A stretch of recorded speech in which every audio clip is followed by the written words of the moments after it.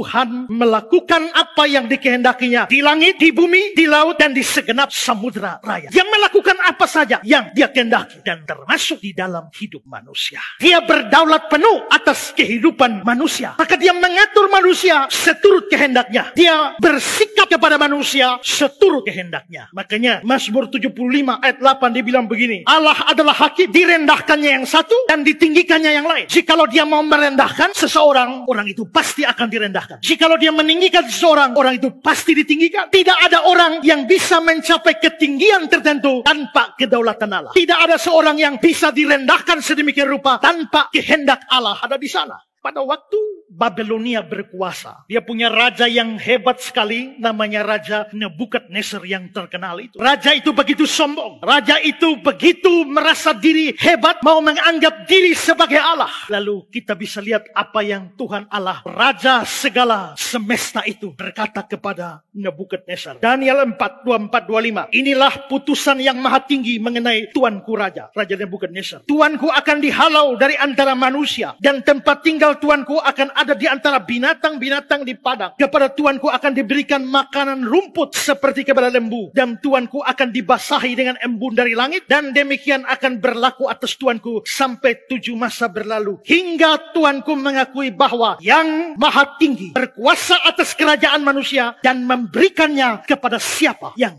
dikehendakinya. Nebukadnezar yang besar itu, yang hebat itu, akhirnya mengalami satu penyakit yang aneh sekali, dan itu dikenal di dalam dunia medis. Sampai manusia bisa model kayak binatang, makan rumput, itu ada di dalam dunia medis. Nebukadnezar mengalami hal itu sampai dia mengakui yang maha tinggi berkuasa atas kerajaan manusia, memberikannya kepada siapa yang dikehendakinya. Jikalau Allah berdaulat seperti itu, dia pun berdaulat atas hidup saudara. Kehendaknya berlaku atas hidup saudara. Dalam Amsal 16 ayat 33, undi dibuang di pangkuan, tapi setiap keputusan berasal daripada Tuhan. Undi dibuang, itu seperti mengadu nasib. Buang undi, mana yang keluar? Itu sepertinya sesuatu yang sangat kebetulan. Tapi tidak ada yang kebetulan di bawah pemerintahan Allah yang berdaulat. Tidak boleh ada manusia membantah atau menolak kedaulatannya. Pada waktu Paulus berbicara tentang kaum pilihan Allah, orang-orang pilihan Allah, yaitu orang-orang yang ditentukan untuk diselamatkan, Paulus mengambil contoh bahwa sejak dari perjanjian lama, pilihan Allah itu telah berlangsung. Paulus mengangkat kasus Esau dan Yakub, Roma 9 ayat 10-13. Tetapi bukan hanya itu saja, lebih terang lagi ialah Ribka yang mengandung dari satu orang, yaitu dari Ishak bapa leluhur kita. Sebab waktu anak-anak itu belum dilahirkan, maksudnya Esau dan Yakub, belum melakukan apa yang baik dan yang jahat, supaya rencana Allah tentang pemilihannya diteguhkan, bukan berdasarkan perbuatan, tetapi berdasarkan panggilannya. Dikatakan kepada Ribka, anak yang tua Esau akan menjadi hamba anak yang muda. Seperti ada tertulis, aku mengasihi Yakub dan membenci Esau. Tak usah persoalkan kata-kata membenci Esau.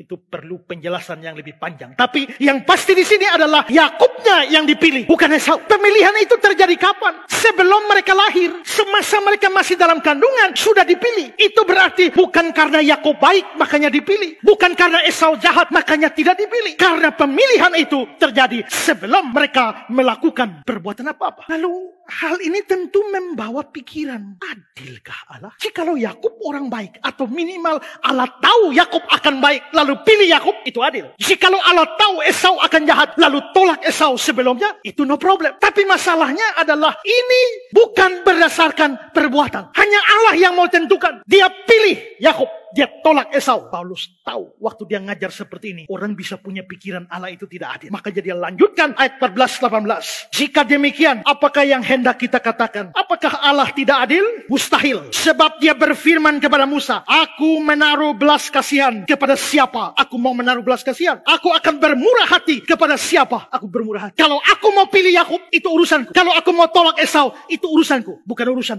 Jadi hal ini tidak tergantung pada kehendak orang atau usaha orang, tapi pada kemurahan hati Allah. Sebab kitab suci berkata kepada Firaun, itulah sebabnya aku membangkitkan engkau, yaitu supaya aku memperlihatkan kuasaku di dalam engkau, dan supaya namaku dimasyurkan di seluruh bumi. Jadi dia menaruh belas kasihan kepada siapa yang dikehendakinya, dan dia menegarkan hati siapa yang dikehendaki. Jadi kuncinya berapa? Pada kehendaknya. Lalu Paulus melanjutkan ayat 19-21. Sekarang kamu akan berkata kepadaku, jika demikian apalagi yang masih disalahkannya? Sebab siapa yang menentang kehendaknya? Siapakah kamu, hai manusia, maka kamu membantah Allah? Dapatkah yang dibentuk berkata kepada yang membentuknya, mengapa engkau membentuk aku demikian? Apakah tukang periuk tidak mempunyai hak atas tanah liatnya untuk membuat dari gumpal yang sama suatu benda yang dipakai guna tujuan mulia, satu benda lain dipakai guna tujuan yang biasa? Jikalau seorang tukang tanah liat penjunan ambil tanah liat lalu dibuatlah pot bunga yang bagus, taruh di meja, lalu dia buat lagi satu pispot untuk tempat kencing. Bisakah pispot protes kepada tukangnya, kenapa engkau membuat aku jadi pispot dan bukan pot bunga? Di sini urusan kedaulatan Allah. Kalau kedaulatan, maka kehendak Allah yang berlaku. Dia berhak melakukan apa saja kepada makhluk ciptaan. Dan sekali lagi, makhluk ciptaan tidak punya hak dan tidak boleh membantah atau menolak apa yang menjadi kehendaknya. Kalau begitu, apakah Allah arogan? Tentu tidak. Kenapa? Karena dia juga adalah Allah yang mengasihi. Dia juga adalah Allah yang adil. Karena itulah, maka kedaulatannya tidak menabrak keadilannya, tidak menabrak kasihnya. Dan karena itu, dengan kedaulatan, dia tidak mungkin semena-mena, terutama terhadap anak-anaknya. Kita tidak punya hak membantah Allah. Kita tidak punya hak memprotes Allah atas tindakan-tindakannya. Kita tidak punya hak untuk menolak jalan-jalannya seolah-olah jalannya kita lebih baik. Kenapa Tuhan buat begini? Harusnya begini. Seolah-olah kamu lebih tahu dari Allah. Ketika Ayub menderita, di bagian awal Ayub memang baik. Tapi di bagian-bagian akhir, dia menjadi protes kepada Allah. Mengapa dia ditimpakan dengan segala macam penderitaan seperti ini? Apa salahnya? Apa dosanya? Dia mengucapkan kata-kata yang melawan kehendak Allah. Dan apa yang terjadi? Ayub 40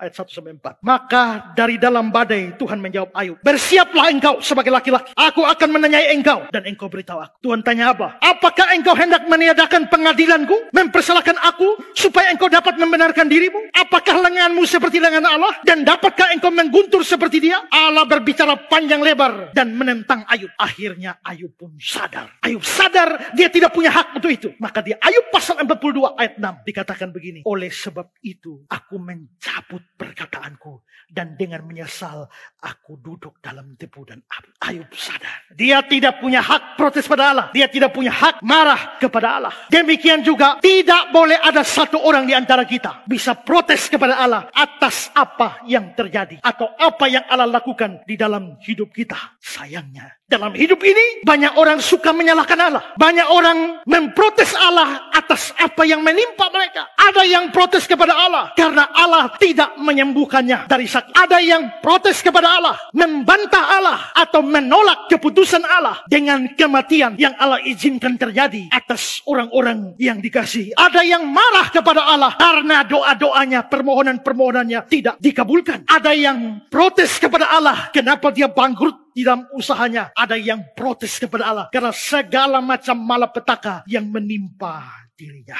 Sebelum protes, ingat baik-baik, yang empunya kerajaan itu bukan kamu, bukan aku. Yang punya kerajaan itu adalah Dia. Karena itu yang berdaulat Dia. Bukan Dia yang harus ikut keinginanmu. Kamu dan aku yang harus ikut keinginannya. Karena Dia tidak pernah salah.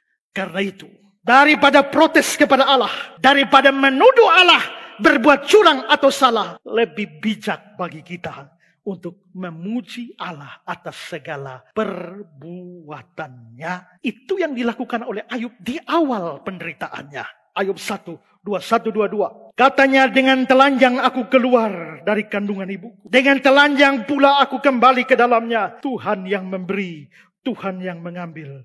Terpujilah nama Tuhan.